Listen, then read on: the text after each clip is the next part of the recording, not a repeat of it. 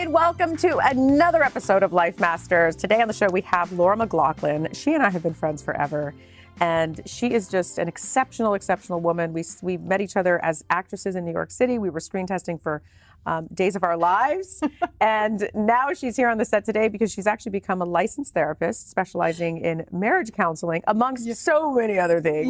Yes, marriage counseling and addiction recovery. Yeah, all right, well, let's just get right into it. So I want to know, like, what was it like for you as a kid? You're growing up. Mm-hmm. Did you know that you were going to end up helping others, serving others, and becoming a therapist to help others? Like, what was your dream as a kid, and how did that? Well, my dream is, I always was interested in the human condition, and I was very attracted to kind of the more dark side of the psyche, even as a kid. And I always thought I would be an actress, which I did become because I was acting as a kid. And I was attracted to characters that were just a little off.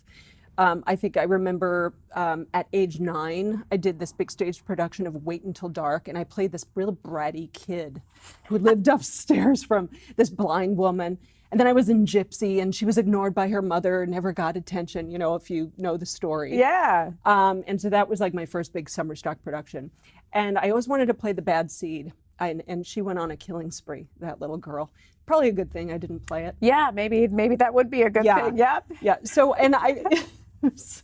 But you always enjoyed the psyche of the human mind, and, yes, and the development of that, why people do and why say people the do what they do. Yeah. I've always been interested in forensics.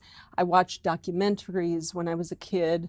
Probably also not a good thing, because it sometimes it can give a kid nightmares. Right. So I've learned, stay away from the tragic documentaries.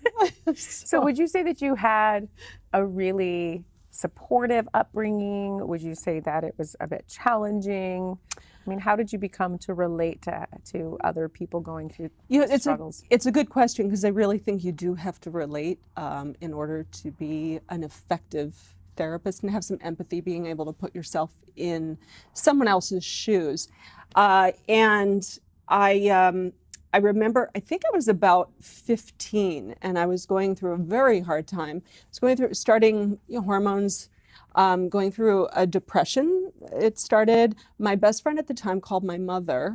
I hated her at the time. Your best friend? My best called friend. Your mom. Called Wow. my mom and said, I'm concerned about Laura, and she needs some help because she's just not herself. And, what a betrayal at that age. But she ended up kind of saving my life. My mother forced me to go to therapist. And I was not happy about that. But, which a lot of kids aren't. They don't like being forced to do anything. So, and I learned a lot about myself, about the therapy process.